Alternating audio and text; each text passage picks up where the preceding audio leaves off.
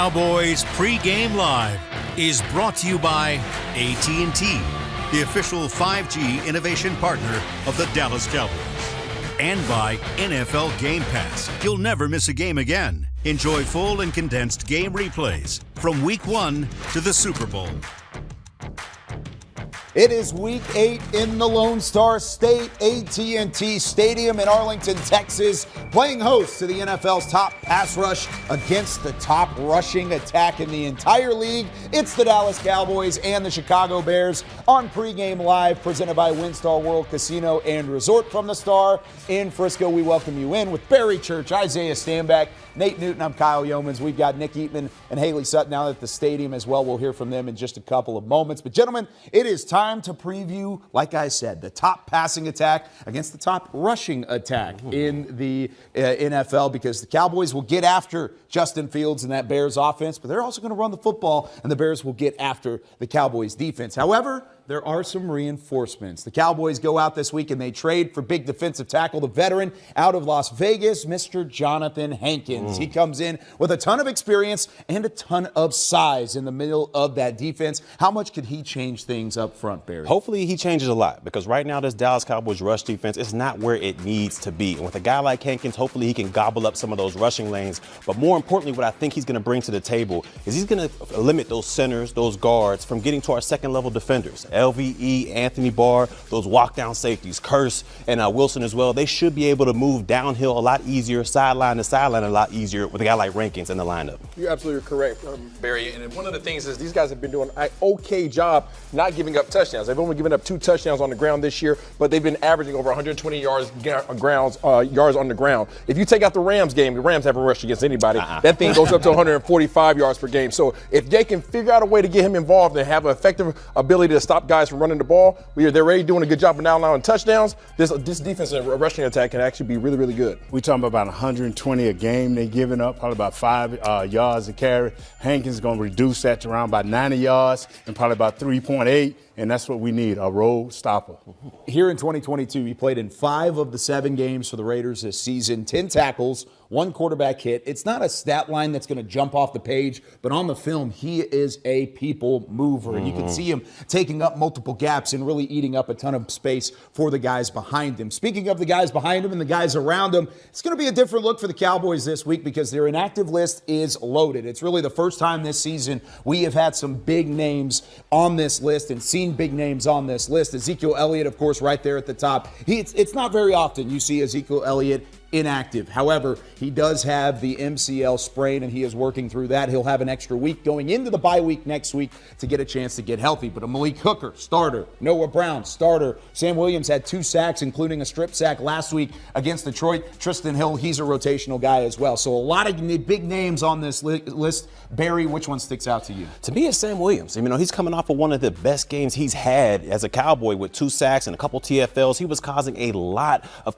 havoc out there last week. I'm surprised he's on the inactive list. Hopefully he's able to get back next week or after the bye week and improve on a great season he's having so far. I'm going to go with Tristan Hill, Barry. And one of the reasons is because of the fact that he is not a run stopper. He is really our pass guy. He's our internal guy to get vertical. And then you got to make a decision. You got big Jonathan Hankins that's now part of the lineup. Neville Gallimore was sitting out last week. Well, if you had to make a decision between if the big fellas up front, I want all my big nasties up front and not necessarily my guy that's going to try to stop the pass against his 120-yard passing attack. I was right with Ezekiel Elliott, man. He's a third down guy that we need in order to pick up those blitzes. And you know what? Noah Brown, we need him, because we need to get some continuity with Dak. I think those are 2 huge names. Of course, Ezekiel Elliott and what he brings from wearing down a defense. This would have been a big week for him because this Chicago Bears front also gives up a ton of rushing yards. But it's up to Tony Pollard, and maybe that confidence level wavering a little bit, but Tony Pollard has a lot of confidence himself moving forward. When we come back, how does Kevontae Turpin build into a bigger role on this Dallas Cowboys offense? Maybe with Noah Brown out, that could come to fruition. We go out to AT&T Stadium, here from Nick Eatman next.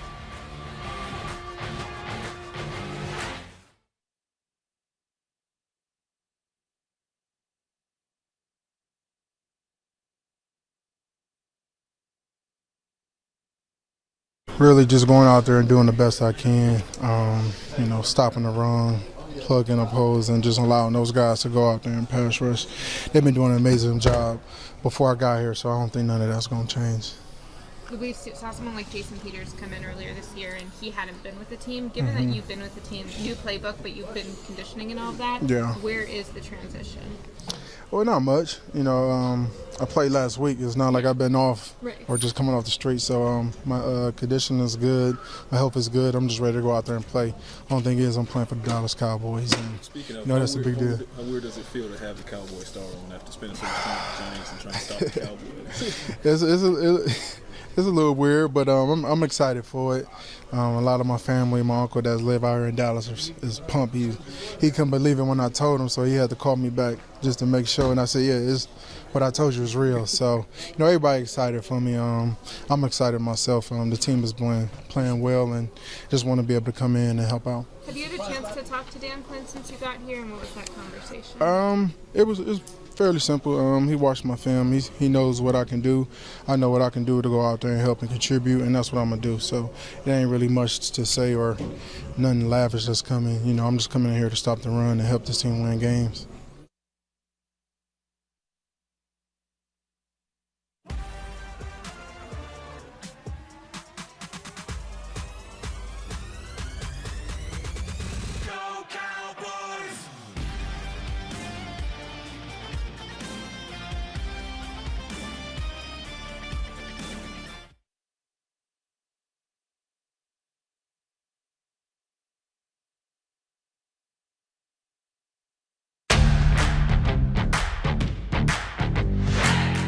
This segment is brought to you by Ashley, the official furniture store of the Dallas Cowboys. The Dallas Cowboys back at AT&T Stadium for the second straight week. And the second straight week against an NFC North foe. The Cowboys enter at 5-2, the Bears at 3-4. And it's crazy how things can change week to week in the NFL. Last week, it looked like a completely different personnel group for the Cowboys against the Lions. And as we welcome in Nick Eatman from AT&T Stadium out there on the sideline, it's a very different looking group this week, Nick, that the Cowboys are sending out there to take on the Chicago Bears. How severe are some of the losses on that inactive list?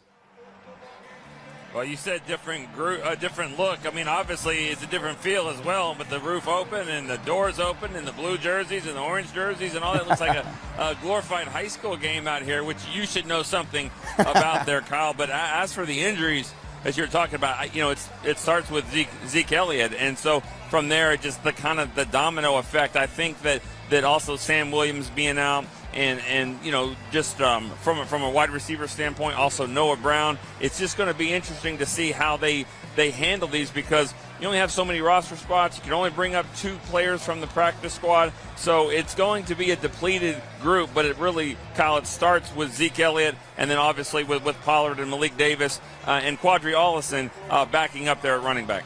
It really is. It's a domino effect all the way through. But let's talk about the ground game specifically. Ezekiel Elliott out of the fold. How much confidence do you have in Tony Pollard to be able to carry the weight of an entire rushing attack on his shoulders?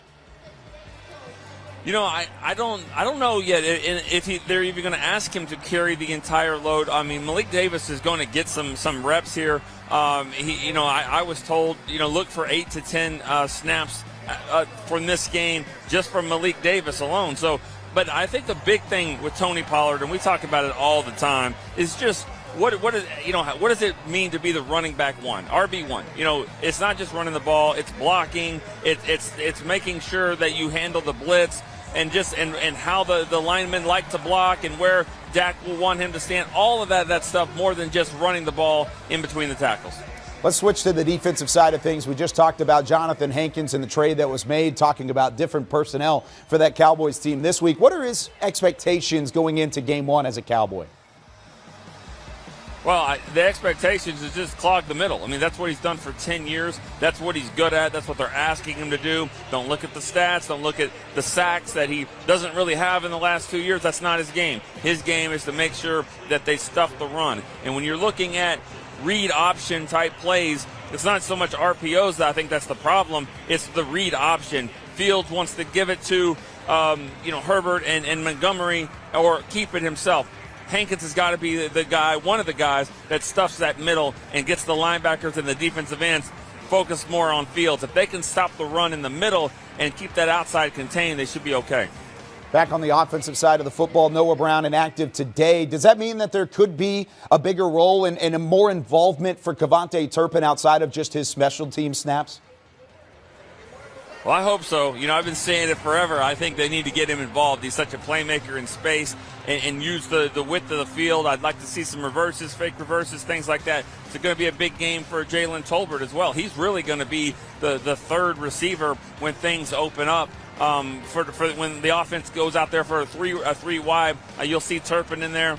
And earlier this week, I talked to C.J. Goodwin. He told me he's the best receiver on the team, and you can quote me on that. That's what he said. So guess what? He's going to get an opportunity today if they need him, a contingency plan. C.J. Goodwin is the fifth wide receiver out there. He's got great speed. We'll see what he does if they need him to do that. But he told me, and I don't know if this was foreshadowing, but he says, I'm the best receiver out here. So maybe we'll see that from him today. Man, there's just something different about the confidence level of safeties. We know a little bit of something like that with Barry Church in the room, in the studio, week in and week out. Nick Eatman out there at AT&T Stadium. Thanks so much, Nick. We'll talk to you again in a little bit. Now, Justin Fields certainly brings an added element and an added versatility. Which former All-Pro could potentially shadow the talented second-year quarterback in Chicago? When we come back with more Pregame Live. This segment was brought to you by Ashley, the official furniture store of the Dallas Cowboys.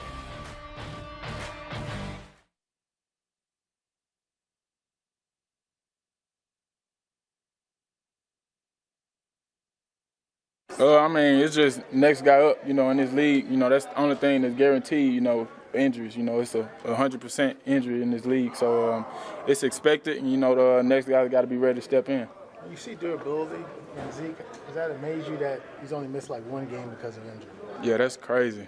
That's crazy. To your point, the next guy up, Malik Davis. Can you talk a little bit about what Malik brings to the table if, in fact, Zeke can't go on Sunday? Yeah, Malik's he's a very capable running back, out of Florida. He's done a great job for us since he's been with us. Had a great camp, a great preseason. So, just looking forward to what he can do. You said next guy up, but people always question how much can Tony handle? How much load can Tony carry? How much can you carry? Whatever they ask for me to carry, I got it. They call it, I'm going to haul it. Right. I like that.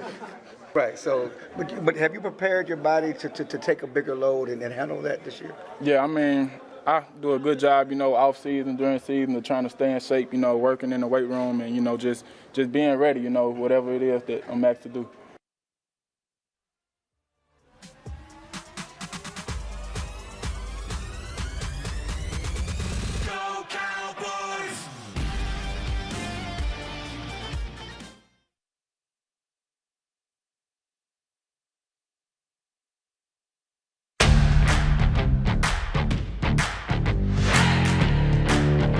Back here with more Cowboys pregame live from the Star in Frisco. Barry Church and Isaiah Stanback, two former Cowboys, and Kyle Yeomans. Glad you're with us. Chicago enters in as the number 32 ranked passing team in the NFL, dead last in passing yards per game with just over 180 to this point in the season. However, they are the number one rushing attack in all of football, and they just came off of a game against the New England Patriots with over 230 yards on the ground. Let's talk about Justin Fields, though. How can you combat a guy like Fields? You look at the passing yards and you look at the touchdown to interception ratio. It's nothing that's going to jump off the page. But Barry, as a former defender, who could you see spying Fields? Is it a job for Micah Parsons? No, I understand Micah Parsons is a freak athlete out there, and he's probably the best guy to spy Fields, but I wouldn't put him out there. I feel like you'd be wasting his ability out there because all he's going to do if he's in that spying role is mirror what Justin Fields is going to be able to do. And I don't want Fields to be comfortable in the pocket, and the best way to make that guy uncomfortable is to let Micah Parsons come off the edge and hunt. So I'm all about him coming off the edge. Don't spy. Find somebody else to spy Justin Fields. Let Parsons do what he does best, and that's hunt off the edge. Being that it's the Halloween season, why would we have Michael Parsons sitting in the shadows and being his shadow? I'd rather him be living in his nightmares like Freddy Krueger. So why would you go ahead and let Michael Parsons come off the edge like my guy Barry said, go ham, create havoc in the backfield, make his life miserable, and allow Cedric Wilson to go ahead and mosey his way on down and go ahead and shadow Mr. Justin Fields should he choose to cross that line of scrimmage. So we have talked about it previously, going 2 weeks back to the Philadelphia game in the RPO and how that really took things out of the hands of Micah Parsons from just a playing standpoint, and it made him think. If he's the one that's spying Justin Fields, is that making Micah Parsons think? No, it's not making him think. It's taking him out the game because you're pretty much sitting there waiting and saying, if you cross the line of scrimmage, this is who's responsible for you. Well, now you're forcing him to pass, which is a good thing, but why would you take Micah Parsons out the game? Let him come up there, let him rush, let Dan Quinn scheme up the RPO, the zone read option, all that stuff. Let Micah come, let their read be all kinds of messed up and bring the safety, scrape linebackers over the top to really mess up that whole system. And it's not just Justin Fields in the backfield that the Dallas defense has to be ready for. They've got 2 running backs in David Montgomery and Khalil Herbert. Montgomery, who missed a couple games early on, gave way for Herbert, who is still listed as the backup. But you look at the 6.2 yards per carry right now on the season. That's leading the NFL entering week 8 of the season. Which one, pick your poison, Barry, would you rather go against at this point? Would I rather go against? Which one's tougher to stop? The one I would say that's tougher would be David Montgomery. I mean, we've seen what running backs give the Dallas Cowboys a hard time, and that is a one-cut, downhill, powerful runner, and that's exactly what Montgomery is. It usually takes more than one defender to bring this guy down. So if you're a part of that front 7 for the Dallas Cowboys, you better bring your big boy pads because it's going to be a battle of the trenches, Isaiah. I'm going to go ahead and teach y'all some Ebonics. I'm going to say both of them. B-O-F-F'-E-M. Both of them. The reason why these guys are very much so like the Dallas Cowboys and Ezekiel Elliott and Tony Pollard. Montgomery is their downhill guy. Herbert's their change of pace, explosive back. Much like those two as well, Herbert does not do a good job in terms of pass blocking. The same reason why we don't like Tony Pollard in the backfield. He's only 20% effectiveness in terms of when he has to have to go against the pass or when he has to block against the pass. And then Montgomery is 80% percentile. So they like him being in the back for the majority of the time and just have a little change of pace with Herbert. They always say it, a defense travels and so does a run game, because if you're on the road, a quick way to take a road crowd out of the game, run the football effectively, and the Bears will attempt to do so today in Arlington. Now, when we come back on Pregame Live, there's nothing quite like some friendly competition and a bond between 2 rookie tight ends.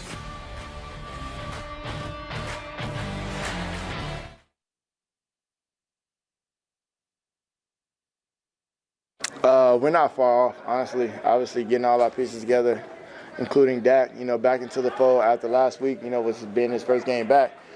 I mean, we're only going to get better. You know what I'm saying? It's 17 weeks in the season. Obviously, time is, the weeks are going by faster and faster. But as far as our production and things that we have to do on the field, it all comes with time and patience. How long does it take realistically when a quarterback's been out for as long as Dak is out to really get that in-game timing back? In-game, you can't really, prepare for, yeah, you can, but you don't really you don't know what it's like to be in the game. You can give all the simulations and, things that kind of simulate the game, if you will, but you've just been in game and understanding that D linemen are actually coming for you and your mind speed and everything is kind of speeding up. In a sense, you can't really prepare for it. You just got to go out there and, experience it and take it on full head of steam. What opportunities do the Bears give you, given the way they play on defense? The ability to win. I feel like I go in that with that mindset week in and week out, just going out there competing and ultimately winning my matchup.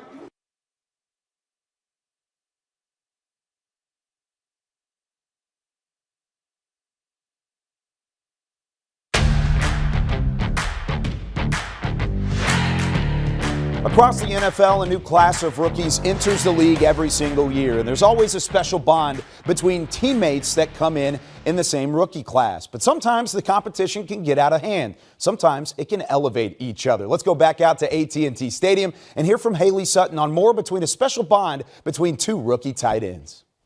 Rookie tight ends Jake Ferguson and Peyton Hendershot have both found the end zone for the Cowboys this season, but their relationship started long before they started wearing that Cowboys blue. I spoke with the 2 besties earlier this week. Well, we got matching tattoos not too long ago. Nah, I'm just kidding.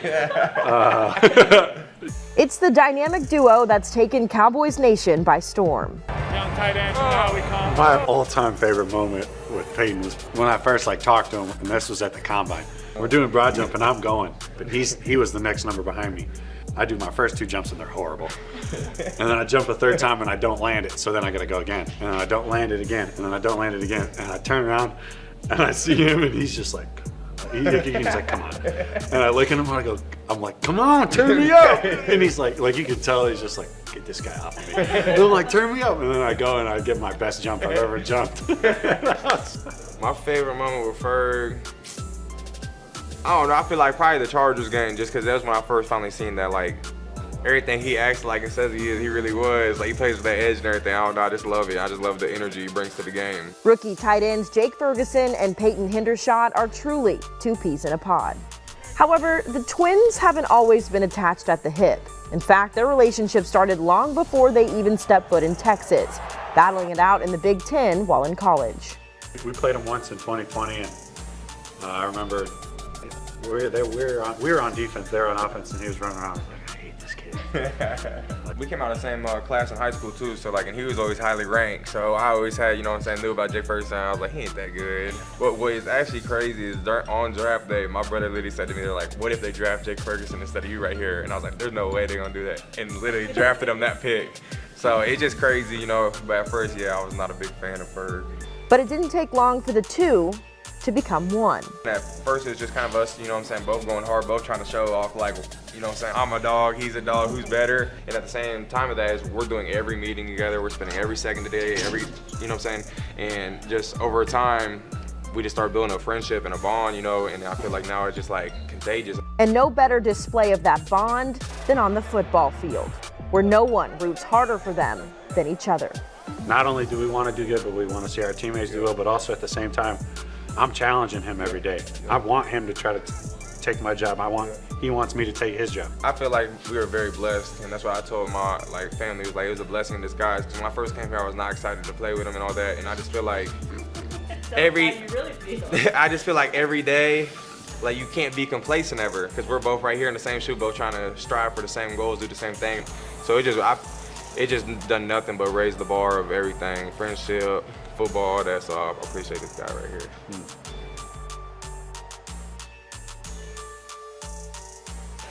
So many stories came from this interview earlier this week, but one that stands out that I didn't get a chance to include. Jake talked about how he let Peyton borrow his helmet earlier in the preseason, and Peyton went on to score his first touchdown in the preseason. So technically Jake has two, but regardless, you can see the way these guys respect each other on the field, and we'll continue to watch their relationship blossom this season. Here at AT&T Stadium, Haley Sutton, I'll send it back to you guys in the studio. Thank you very much, Haley, and it certainly is a friendship and a special bond that is to be celebrated around those two rookies, and something that could potentially become special for the Cowboys organization. Speaking of special and celebrations, we're celebrating an all-time great when we come back here on Pregame Live. It's a 20th anniversary of Emmitt Smith breaking the all-time rushing record. We'll talk about it next.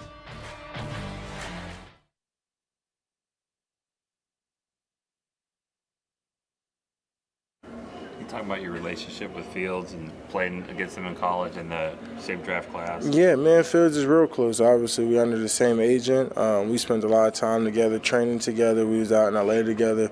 We spent time together in the off season. He's one of my closer friends in the league, man. It's always exciting to play him because, you know, I understand his competitive mindset, the type of game he's going to bring, and he understands my mindset, and he knows I'm going to be out there hunting for him. So, you know, it's always good. But at the end of the day, you know, it's a brotherhood. We love each other, and it's just going to be fun watching each other's success. That tackle you had of him on the sideline, Penn State, Ohio State, is that, would you say, one of your best, and not your favorite highlights from your time in college? Like my best highlight in college? Or your favorite, personal favorite, just because of knowing him? Oh, no. I'm not like that, but and I think I could do way better than that, you know. But yeah, I mean, you know, in our matchup, it's cool, but I mean, I wouldn't say he's on my list of guys that I'm trying to, like, you know, go out there and hurt or something. Like, I'm just trying to play the game. You're a pretty fast guy as he is. Are you faster than him? Yeah. That's not even a question. It's just like nothing. It's like, yeah, like, I mean, he knows that too. I mean, we've raced multiple times. I mean, we actually bet on our 40 times back when we was coming out. I mean, I beat him in that. I mean, it's not even close.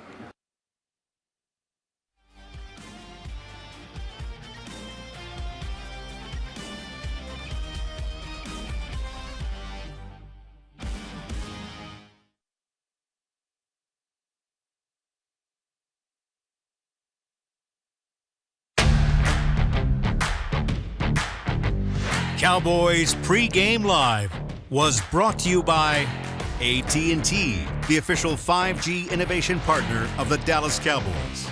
SWBC Mortgage. Join the more than 120,000 customers that we've helped to find their happier way home. Visit swbcmortgage.com to find a pro today. And by NFL Game Pass. You'll never miss a game again. Enjoy full and condensed game replays from Week 1 to the Super Bowl. Hutchinson, handoff, Smith at left guard, 35, 40-yard line, right on the mark. That should do it. Move over, Sweetness. Make a place for Emmett. There's only one NFL rushing champion, and there's only one Emmitt Smith. This is something that I think you deserve as well as myself. And I'm glad and I was very thrilled to have the opportunity to do it right here in Texas Stadium where God can look down on us this day. 20 years ago this week, number 22 worked into the record books, passing Walter Payton for the all-time rushing record. He finished up with 18,355 yards rushing, an unbelievable mark and one that is very doubted to be reached at any point in the future. Barry Church, Isaiah Stanback, and part of those 18,000 yards was Mr. Nate Newton down there at the end. How special was that moment for you to be a part of? Oh, it was great, man. I just remember asking him, and I said, man, what's your goal? You know, what do you want to be? And this dude knew to the number per game, how to get into the playoffs, how to get to the Super Bowl, but more importantly, how many times and how many yards he had to rush to get to the breaking that record. This was on this guy's mind coming from college. And just watching him, I just remember him as a rookie, how we used to try to run the stretch play for him, and Norv Turner said, nah, this kid like getting up in the middle. And, you know, we designed that lead draw, low left, and all these inside plays. And 12,500 of that came behind me. So, yeah. There you go. Yeah, There's I ain't trying to pull myself up. There you go, Nate. No doubt about it. And that's the thing about Emmitt Smith is it's the durability, it's the strength, but he had some help up front as well. This is the real reason why Emmitt Smith broke the all-time rushing record. Take a look. Oh, my goodness. Yeah. You got the grays on. Yeah. Nate, in the middle of the weight room, getting after it, the strength, the power, the lean. Look at this. Nate, I saw you in his shorts last week, man. I tell you what, boy. Woo. Jonathan Hankins, you're lucky, baby. You see that, Jonathan? Yeah, you lucky, baby boy. Oh, my goodness. It's been so much fun here on Cowboys Pregame Live. More pregame coverage coming your way on the DallasCowboys.com side of things. For Nate, Isaiah, Barry, I'm Kyle. We'll see you after the game.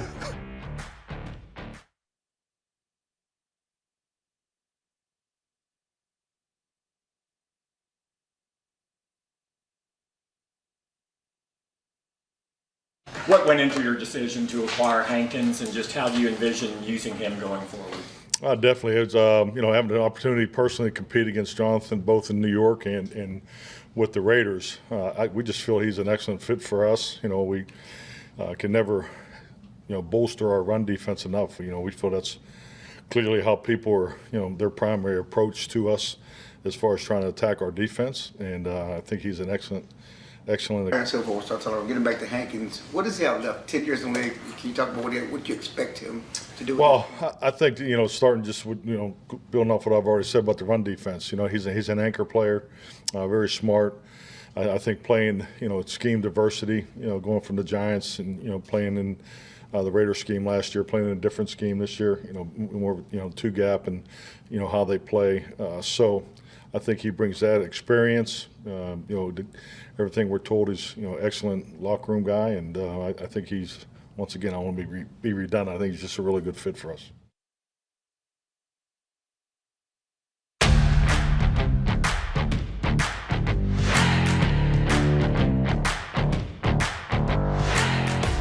Cowboys Pregame Live continues on from the Star in Frisco. Back here with Barry Church. I'm Kyle Yeomans. Welcome into the internet segment of things, the online portion, as we like to call it, as the Cowboys get ready to face the Chicago Bears at noon on Fox. So This is an interesting matchup for you because you played around the guy who runs this Bears team at the moment, and Matt Eberflus in his first year as the head coach. But this is a defense that really runs to the football, and you talk about what he brings to the table. It's time for a little bit of church service in the building. This defense flies to the football, and Barry, you know how he wants it to be done. Without a doubt. I mean, Flus loves his energy to be out there on the defensive side of the football. They work together as a unit, and like you said, they're flying around the football. So let's go ahead and start things off, all right? First, what they're going to do on third down or passing downs is they're going to disguise their coverage, all right? Flus understands. He was here with Dak Prescott. He understands that Dak is one of the top quarterbacks in the National Football League. So you can't just line up in what you're going to play because Dak is going to tear you apart.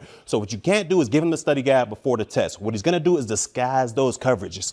You're going to see a lot of two high shells up top, and they're going to rotate down into some form of single high safety. They do that 85% of the time. So you're going to be in man-to-man coverage with a single high or some form of zone, which is probably cover 3 in your single high safety. So you're going to see a lot of post-snap movement. And what they do that is they want the quarterback to think a little bit out there. They want him to diagnose it, hold on to the ball a little bit longer to give a little extra tick, a little extra second for that defensive line to get home for the Chicago Bears. So Dak Prescott, be ready for the disguise coverages because what you see in pre-snap is not what you're going to see in post-snap. It's not everything as it seems. I mean, we've got the disappearing acts of Halloween costumes all over the place. I mean, Dak's got to be disciplined, but this is just a defense that does so many different things well, and a lot of it is the scheme and what he brings to the table. Without a doubt, his scheme is largely about effort and running and not getting passed up so they don't like loafs out there. Secondly, you're going to see a lot of defensive line movement out there. From this line, you're going to see a lot of stunts with the linebackers, the defensive line. One of his favorite stunts is called a pirate stunt or a down, and around. And what that is your defensive tackle is going to be lined up in that B gap. He's going to stunt extremely hard to the A gap. Same thing with that defensive end. He's going to be lined up on the end man of the line of scrimmage or the C gap and stunt extremely hard into that B gap. And that off the ball linebacker, more than likely going to be Roquan Swift. If it's a run play, he's taught to scrape right over that defensive end's butt. Now, what the philosophy behind that is, if you have some type of pulling guards or pulling tackles, those stunts that are coming in there, they're going to pick those guys off, leaving their linebacker free to make the tackle. If you don't have any pulling guards out there, what they're going to do is force that running back, if it's a middle play, to stop his feet, bounce outside right to where that linebacker is going to be. It's a down, and around stunt, and that offensive line for the Dallas Cowboys, they've got to be prepared for that. They understand that because it's a staple in Dan Quinn's defense as well. A lot of chaos, a lot of movement, a lot of stunts going with that defensive line. So offensive line wise for the Cowboys, they got to be ready for it. It's going to be a lot of defensive line movement. Yeah, it's good that they've seen something similar in like they have in practice with Dan Quinn exactly. on the other side and being able to see that. But they haven't seen Roquan Smith as well. He leads the NFL in tackles, looking to become the first guy in the top 3 in tackles for the Bears in the NFL since 2003 when Brian Urlacher did it back then. Now, you talk about tight windows to throw the football into. This secondary is young and they are aggressive. They're going to try and take that football away. Without a doubt. Like I mentioned earlier, they're in a lot of single high safety, and a lot of that is going to be cover 3. And with those zone defenders are taught, they're taught at the snap of the ball to get to your zone and get your eyes on the quarterback. So you'll have your safety in the curl flat, your nickel in the curl flat, and you'll have your 2 linebackers in that hook zone. And what they're taught to do is keep their eyes on Dak Prescott and mirror whatever he has going on. So if he's looking left to throw the ball, they're like a string out there. They're going to move and melt to the left. If he's banging back to his right, they're going to do the same thing, move into the right. Now, why that creates a tight window out there is because as soon as they see that arm movement, as soon as they see that arm action, getting ready to throw the football, they're all on the string. Banging, breaking to that ball as fast as they can. It creates tight windows. And if Dak is not accurate out there, he has some overthrows or some tips, Chicago's defense is definitely going to get a hold of that. So overall for this defense, what this Dallas Cowboys team is going to have to look forward to is disguise looks early and often. They're going to get a lot of defensive line movement out there. And Dak, be ready to throw into tight windows. You got to be accurate out there. But I believe Mr. Prescott, he'll be up for the task. Matt Eberflus with the Cowboys from 2011 to 2017. He was a linebackers coach. At the end of his tenure, he was the passing game coordinator. So not only did he have a chance to coach around you on the defensive side, but he had a chance to coach around Dak Prescott on the offensive end. And Prescott certainly remembers some of those lessons from Coach Eberflus back in the day. Here's what he had to say earlier in the week. I miss the NFL. You look around the league and you say, oh, this team's supposed to win this game, and then you see after the game and that doesn't happen. It's been happening week in and week out. So I can't necessarily say that was an eye-opener. I mean, I give every opponent that I play respect, being the NFL, understanding those guys get paid, those guys go to work, those guys are coached well, all at the same effort, and it's all about matchups, and it's all about who's coming out better that day. So I know this is a good team we're playing against, a great defense. Obviously, Coach Flus was here, so understanding what he expects from his defense, the way that they play, their mentality. We're buckling down and know we've got a great opponent ahead, and that's all that really matters, taking it one day at a time. How much? If teams do take on the identity of their head coach, what is their identity now? The Bears. Yeah, I mean they're aggressive. They're going at it. They play hard. They play sound. You can see on film all the guys that they're getting around the ball. And I just remember in the time that he was here, that's something that he took a lot of pride in. Is when the play was dead, is how many jerseys were around that. And you turn on the Bears film and you can see that. He's implicated that in that defense, and so it's important for us to, on offense, to be around the ball, make sure we're keeping the body on the body, and just playing hard to the end of the whistle. Dak Prescott last week in his return to action for the first time since the season opener against Tampa Bay, 207 yards, just the one touchdown. He only had 6 incompletions. He finished up 19 of 25 throwing the football. So it wasn't the most Dak Prescott stat line you've ever seen, but Isaiah, when you look at his performance from last week, how can he build upon it? Decision making. He has to improve upon his decision making. We saw some weeks back against Washington when Cooper Rush did a poor job of throwing the ball up there and had a couple interceptions that were called back. And then we saw that same performance show back up against the Eagles where it actually did not work in his favor. Here you are now with Dak. Last week he had a couple errant throws against triple coverage that did not turn into interceptions. We do not want to put him in a position where he's making those same type of decisions and trying to luck his way into moving the ball down the field. You know, I agree with you 100%. What he needs to do is throw a little bit more to his backs, coming out of the backfield since Pollard's be playing a little bit more. Need to find them tight ends a little bit more. And I think Dak could throw around about 300 today. Ooh, that's a nice bold prediction. Yeah. I'm with both of you guys. I mean, it's got to come down to decision making. Take what the defense gives you. We saw a lot last week. Sometimes you got lucky with some dropped interceptions out there, but forcing the ball down the field, it's not going to be what you want to do early on and often. So check that ball down to your backs or your tight ends and take better care of the football. What about the guys he's throwing the football to? No Noah Brown this week, so it's CeeDee Lamb, Jalen Tolbert. No James Washington yet either. Michael Gallup and Kevontae Turpin. Those are your wide receivers out there. Who do you want to see step up outside? I want to see CeeDee Lamb step up a little bit. I mean, we saw some games here and there where he looked like that bona fide number 1 wide receiver. I need him to get that sauce back, that swag back. I need him when he gets those first downs, hit him with the snotty nose a little bit and catch the easy passes. All right, this guy is known for making these acrobatic catches, but the easier ones he kind of drops a little bit. So just be consistent overall. I need Michael Gallup. I mean, Michael Gallup's been thrown at 17 times this year. He's only caught 8 of them. We gave him a big boy contract, $10 million signing bonus. I don't like to count people's money, but at the end of the day, you have to show up and show out. We understand that we have a little bit of leniency with you because you're coming off a knee injury, but at the end of the day, 17 attempts, 8 catches, for that type of money, we need more production out of you. That is so true, fellas. I agree with both of y'all, but I would like to see just one time, maybe twice in this game, throw a deep post, just a skinny post or anything to this guy Turpin. I just want him to be able to loosen up that defense so he can get everything underneath going. I mean, if he catch it, touchdown. If he don't, hey, just a missed drop. And the Chicago defense pretty good at stopping the passing attack because they do force some turnovers. They've only allowed 5 passing touchdowns this season. That's tied for 3rd in the NFL entering week number 8. Let's go back out to AT&T Stadium and join Nick Eatman again as he is now joined by Stephen Jones. Thank you, Kyle. And yes, we're here with Stephen Jones, Cowboys Chief Operating Officer. And what an atmosphere so far here. These noon games, it doesn't matter. The crowd is piling in. Roof open, doors open. Does that give a different feel for this game? I think it does. I think that's one of the amazing things about our stadium is, you know, you can be inside and have it totally closed down, or you feel like you're in an outdoor stadium. And I think that our fans will enjoy it today. It's perfect weather to have it open. And then, of course, what a great game. I mean, we're getting ready to go against the Bears here. Needless to say, what we think about Coach Eberflus on the other side. He was a great coach here. He's been a great coach at Indy as a coordinator and now doing a great job with the Bears. And, of course, they're doing it the way we're trying to do it, complementary football, run the ball on offense and play good on defense. So we'll have our work cut out for us today. It's going to be a battle, but one we're up for. Yeah, the inactives list has probably got a lot more star power than you're comfortable seeing on your side with Zeke Elliott, obviously, and then Noah Brown as well. But starting back to Zeke, how do you think the running game will do with Tony Pollard and the other guys? I think it'll be great. Tony, you know, I think a lot of people, our fans, have been wanting to see maybe Tony get a few more touches. We'll probably see that today, but we'll also manage that as well. And certainly Malik has had a great week of practice, had a great preseason. deserves a chance here today, and he'll get that as well. And, you know, on the defensive side, obviously missing a guy like Hooker is tough, but we'll step up. We got some good young safeties in Bell and Iz that should do a good job for us. We got our kickers coming right through here. Special teams, it's important as well. Don't want to get in their way. Definitely not. I'm going to go back to the offense, though, with Noah Brown being banged up. Who are you looking for to kind of step up the most in that 3-4 position role? Turpin, Tolbert, combination of both? I think combination of both, but it is going to be great to see Tolbert. He's had really accepted the challenge when he wasn't active early, and he's been having some really, really strong practices. He's getting better. Of course, on special teams, which you know when you're the fourth and fifth guy, you need to play well on special teams.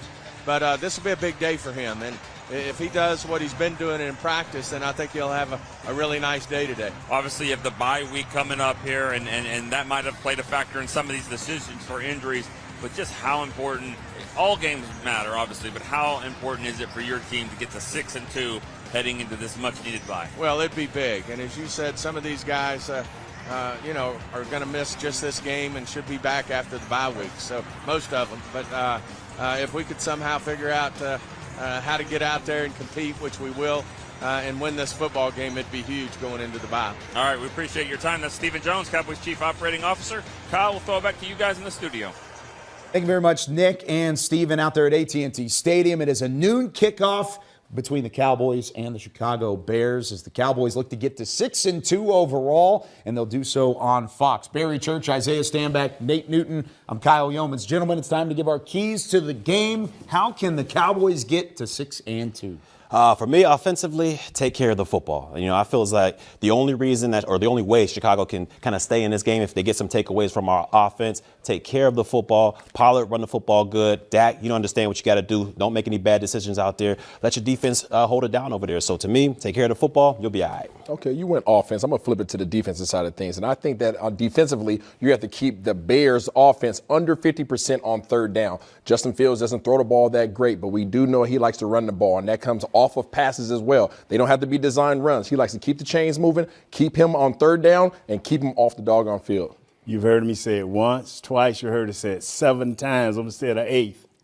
Time of possession. And how you do that is being better on third downs. If we can get 2 more third downs, that'll give us 2 extra minutes. And that'll take us to 32 minutes a game. That way that defense can dominate, Barry. Nate, normally on this show and throughout the week, you are very adamant on time of possession. Yes. Is it even more important this week than weeks past? Definitely, because this team like to run 180 yards rushing. They trying to get the time of possession. We need to just break them in 2, man, with that defense, man. Hey, I like that. You talk about the physicality. Mm-hmm. That's certainly something to look forward to. I think my key this week is I hope the Cowboys won Monday through Saturday and that week of preparation, just like Nate Newton used to back in the day in the weight room. With the grays on. With the shorts on, and back in the weight room lifting the weights. That's what I hope the Cowboys did this week. I hope they got their work My in. wife liked them bow legs. What it takes. Oh, my goodness. I love it. Right there it is. Bring it back, right? We got to bring it back up. Oh, there they are. How much on that? 135. No clips. No clips. No clips at all. There might be more than 135 on that, though. Oh, my goodness. Look at that. That's some power there, and then he's jamming out. Yeah. Nate Newton, one of our favorites and one of the best to ever do it in a Dallas Cowboys uniform. On the bear machine, too. Yeah. Ooh, he's getting after it. That was at Valley Ranch, right? Yeah, that was Oh, yeah. Back in the day. The Grays. Hopefully they get back to that at the same time. For the great Nate Newton, for Isaiah Stanback, Barry Church, and then Nick Eatman and Haley Sutton out at AT&T Stadium. I'm Kyle Yeomans. Enjoy the game, everybody. It's the Dallas Cowboys and the Chicago Bears. Noon kickoff on Fox.